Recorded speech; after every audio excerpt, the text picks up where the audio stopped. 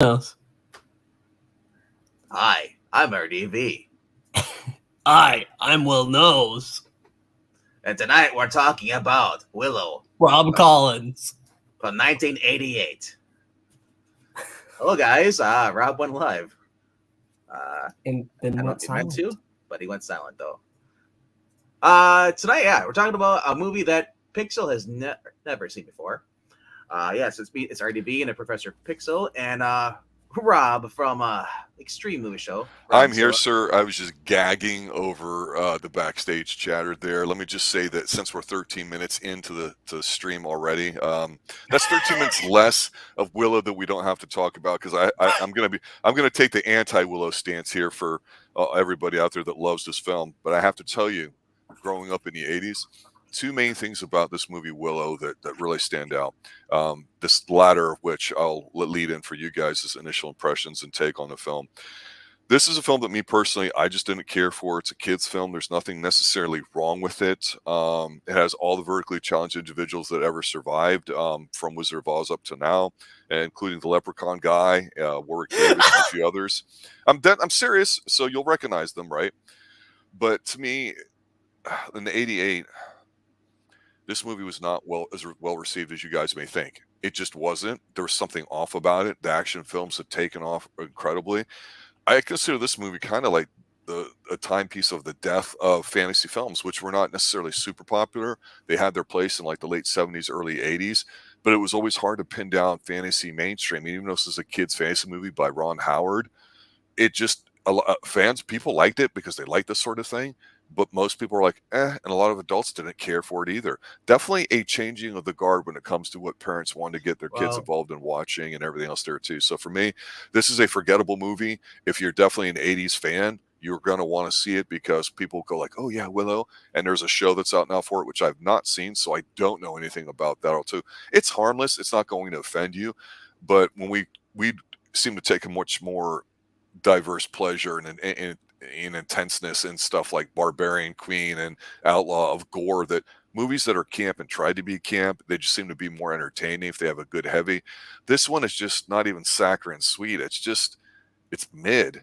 It's still better than, say, the Lord of the Rings Amazon TV show. I don't think there's any debate to that, but that's just my take on it. After rewatching it, I'm like, yeah, I see why I never really watched this again. Little information about this movie is that George Lucas decided to do this after Star Wars, but he was too busy working with other movies like Cocoon, which is a huge success. Good movie too.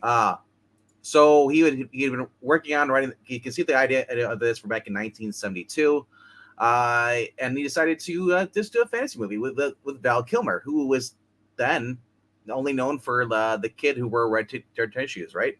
No, he was a hot thing. You know, he was a Disney guy. He was Val Kilmer at the time was the how do you say it? He was a good-looking guy.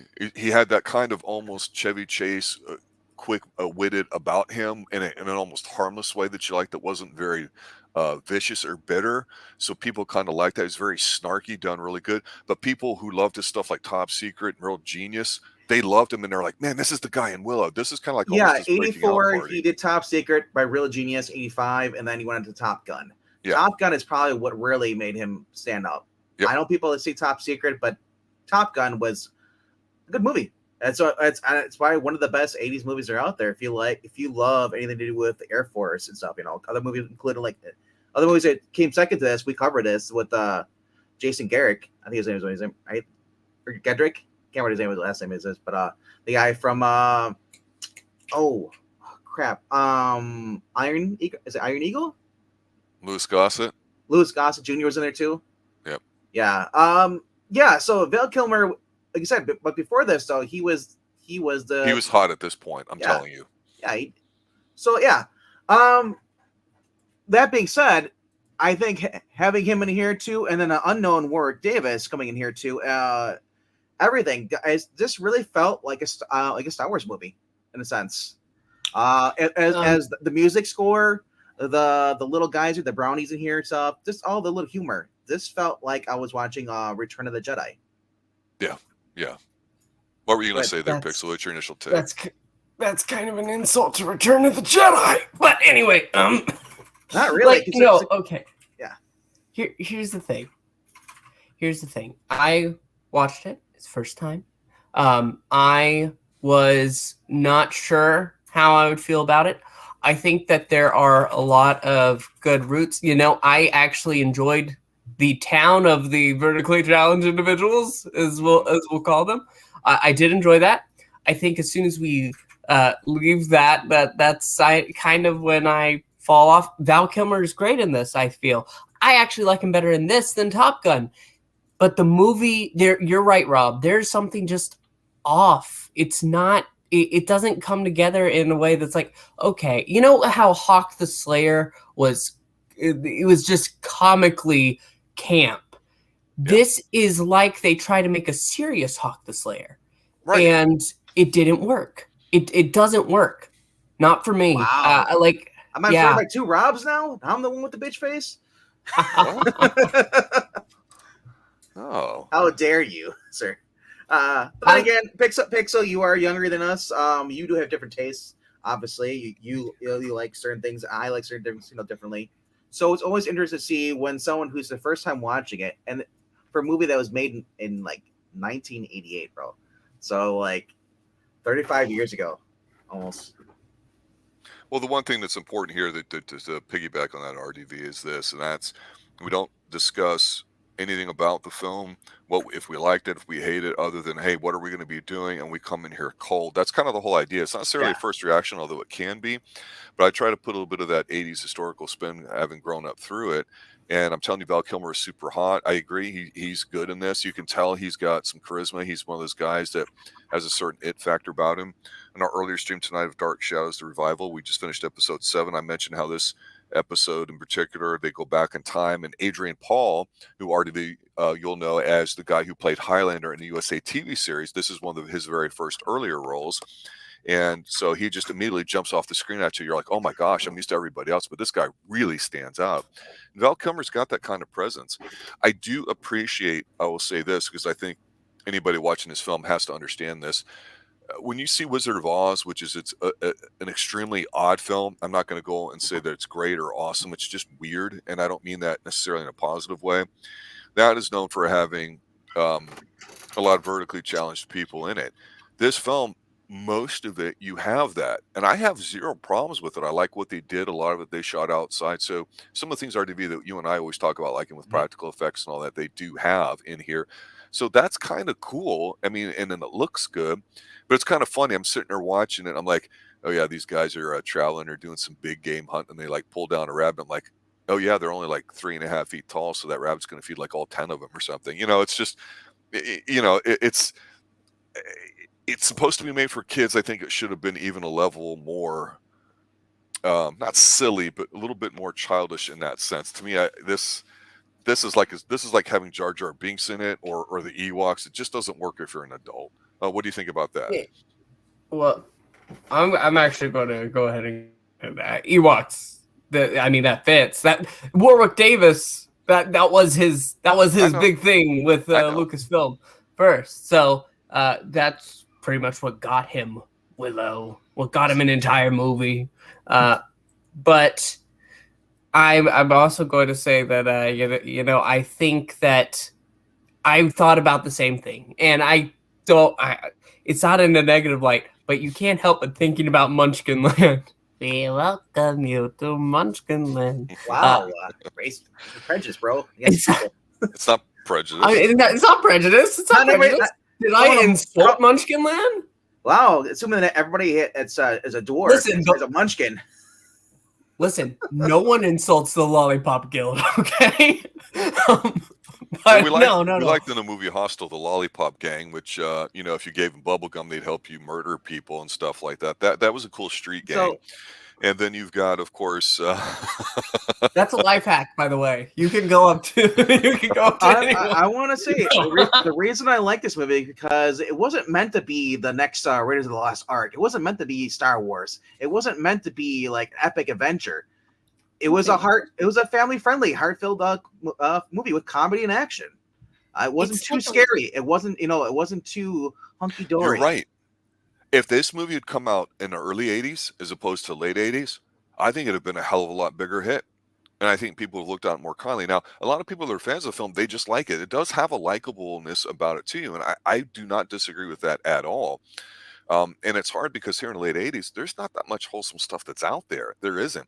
We've talked about how slasher movies had become mainstream and it was laughable, and what creative kills would Jason have in whatever movie, or Michael Myers and everything too. So the seriousness of some of the dark stuff had already been lost on everybody at this point. Same thing with Texas Chainsaw or everything else there. And when you have stuff like Star Wars, people just going ape shit over it, and some big ones too. You get a name like Ron Howard to come out there, and he kind of does wholesome things. For him to be attached to this, and it's George Lucas, it does feel like it's a George Lucas film, though, not a Ron Howard one to me.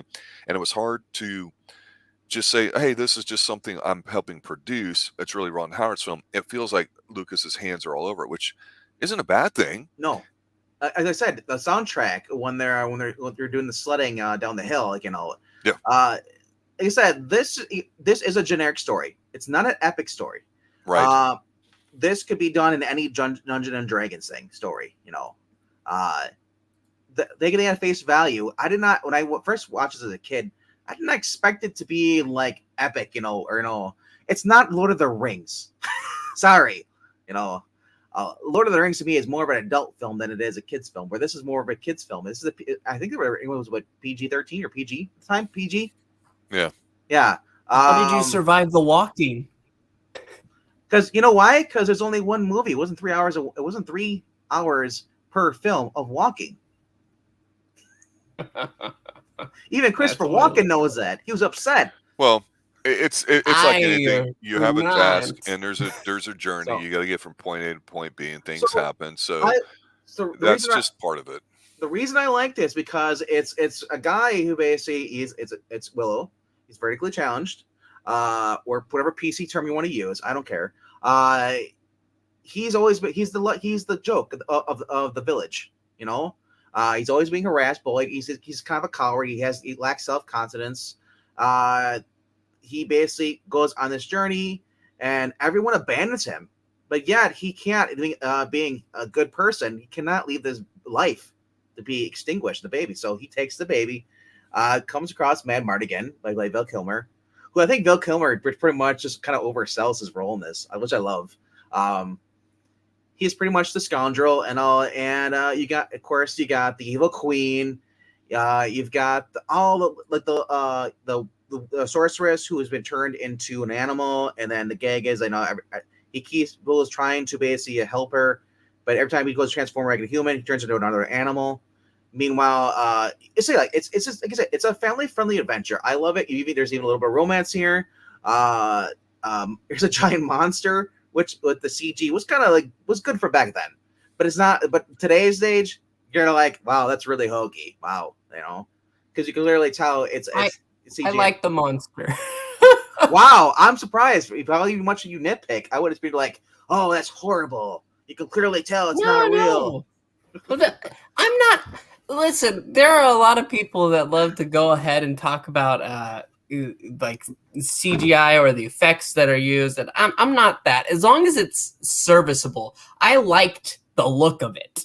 Yes, it was kind of cheesy, but guess what? That was good. It was good cheese. It's some of that fine cheese you have in the fridge that you put in there, and it's like, oh, I forgot, and it's still fine. Cut yourself a slice. Eat it. It's a movie that one of the problems I have with it too, looking at it, is that Lord of the Rings, to me, is a standard bearer when it comes to storytelling with all that, because it's written on multiple levels. And when we talk about the books, there's always translating into a movie how it works, and how it usually never seems to capture it well. Some do, some don't, but Lord of the Rings is difficult, I think, to take on.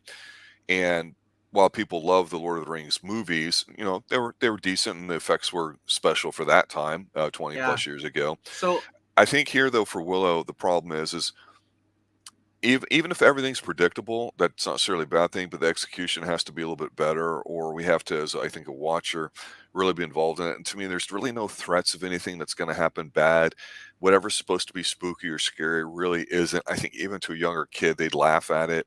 It's just one of those movies that you go, I get what you're trying to do, but it feels like they just literally slapped it all together. But they just had the expertise of a George Lucas and a Ron Howard to make it look like it's done really well. And some people say that, hey, the difference between a major hit and one that's not is the editing. Or like if you're a musician, you can suck and have no talent, but as long as you got a great producer that knows what kind of beat to put in or how to mix the sound to and all that, you can have something that sounds musical and good. And that's kind of like what this movie is. It's movie-ish, but it's not really a good story. It's not really, there's nothing unique about it.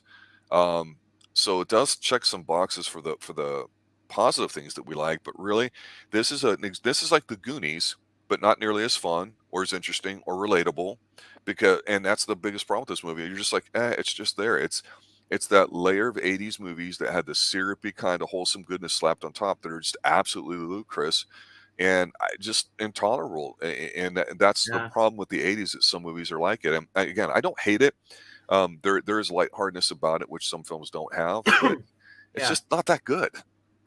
So basically, this movie went into even pre-production in late '86. They had 7 different drafts because MGM was facing bankruptcy at the time. Yep. Didn't want to take a risk. 20th Century Fox is the one that greenlit it. His Lucas' idea for Star Wars. So they basically he decided to go with them.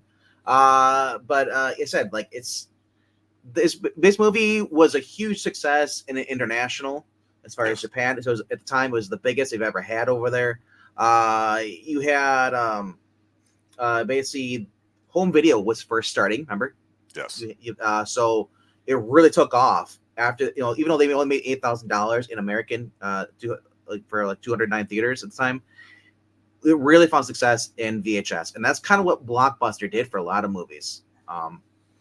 So I mean, so that being said, I wouldn't be surprised if someone would told me, "Oh, this never went to theaters; it went straight to VHS," which is fine because not everything has to be a big blockbuster hit. To me, it did its job. It entertained me. I had fun with it.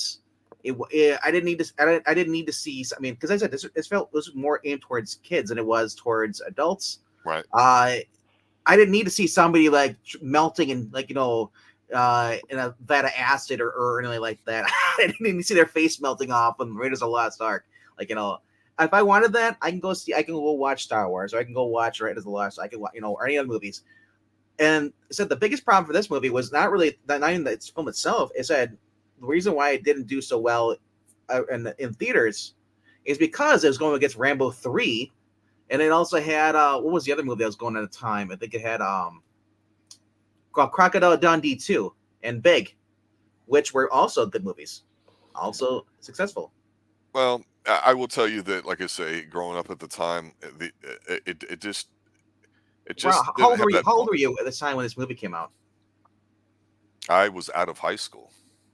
So this would have been aimed towards kids younger than you. Right. I'm aware of that. Yeah. But the adults were the ones that would decide, where what movies their parents would go see, what they would allow. And for kids' movies, they were more, if we put this in a perspective, you got to think back with Disney. To use them as an example, since we're broadcasting live from the Pine Hills Palace just west of Orlando, Florida, near Disney theme parks, actually.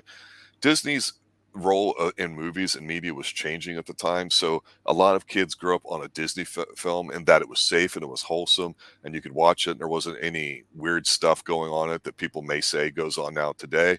That's not what this is conversation's about. But what's significant about it is the animation films like the Don Bluth stuff in the early 80s, like Secret NIMH and all that. A kid could watch it, love it, and it looks great. An adult could watch it, see something else, and it's great. But then the fantasy thing, like I said before, when you had a fantasy film, it was a fantasy film, like the Time Bandits, right? An adult could watch that and a kid could watch it.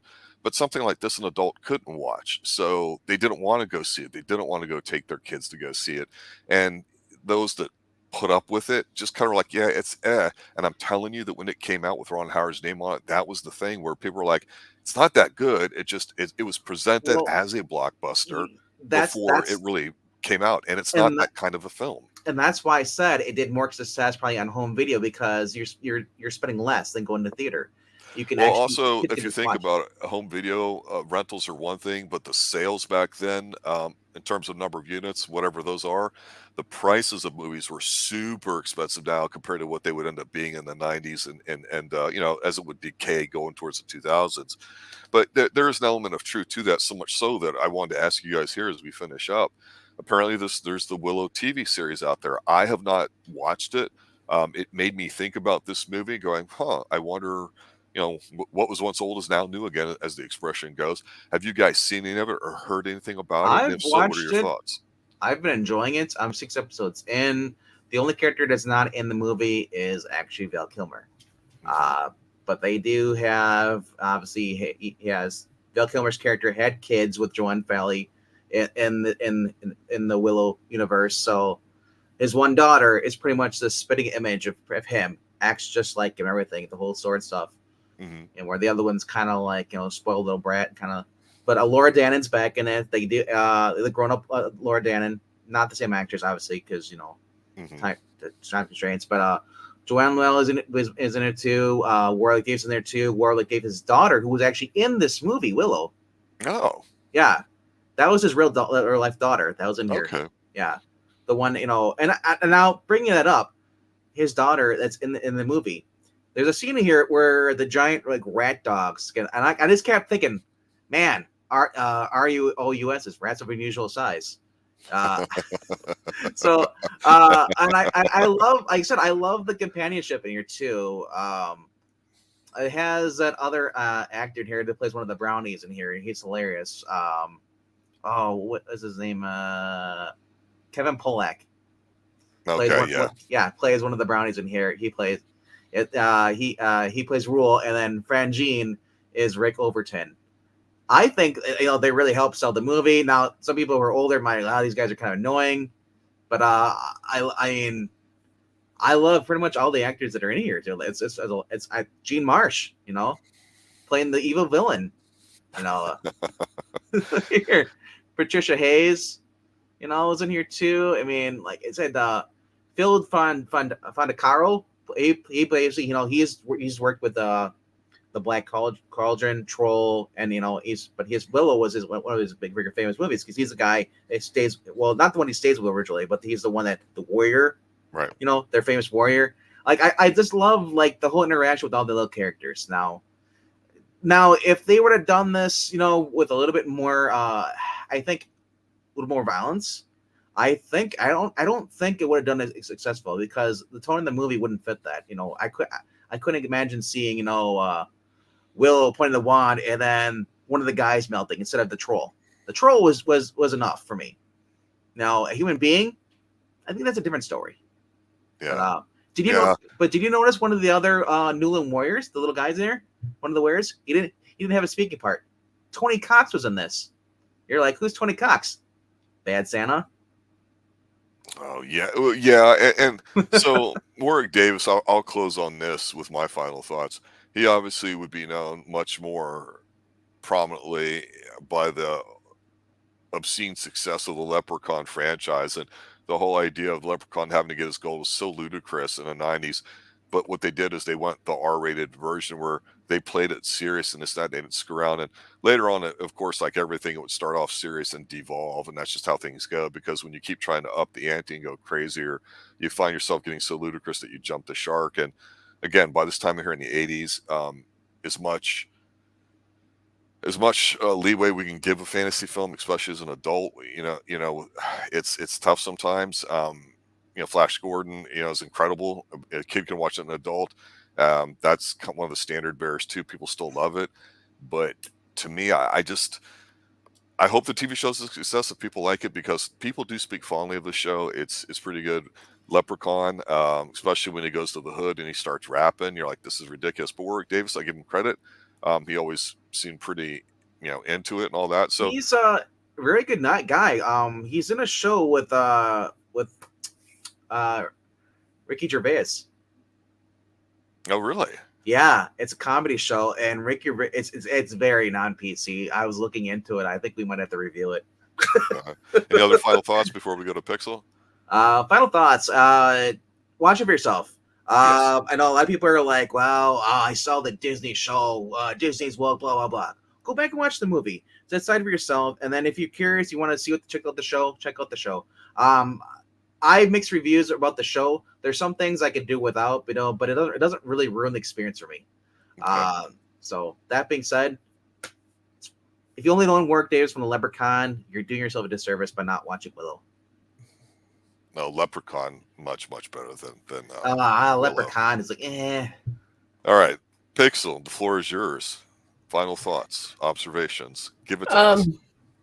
Okay. I'm going to go ahead and take a moment. I've been thinking about this, and this is the proper reaction. Look at my name. It's Wooll. Okay. It's not bad. I don't think it's bad. I don't think it's great. I like some of the things in it. It was just okay. It is forgettable, I feel, but that's not a bad thing. And it exists, and it is what it is. But it's still a better story than Avatar, or Avatar 2. The end. Wow, I didn't see that coming from anywhere. Yeah, this isn't a James Cameron low T bashing situation here, but I see what you're implying. All right, there you have it, guys. Willow from 1988 here on the Extreme Movie Show. We are 80s based generally, and we branch out in all directions. So if you have a particular film you'd like us to take a look at, let us know here too. Thanks for spreading the word around, spending some time with us, and listen to what we have to say about it. We try not to bash on anything, just talk about what we liked and didn't like about it, and give a young perspective on it and an 80s perspective on it. And I don't even know what to call you, RDVs, but I'm still working on it. I promise. Maybe the VHS perspective. I don't know. The blockbuster one. I have to come up with something, After all, you are from the great Midwest, and you are such a nice guy. It's hard for you to beat up on stuff. So, interesting conversation. I can if it's Avatar. Ugh. Anyway. All right, there you go, guys. Willow, 1988. Go check it out. Have a good night. As always, stay extreme. Willow is a George Lucas production. It is not a Quinn Martin production. It is not a Dan Curtis production. Good night. I am not amused.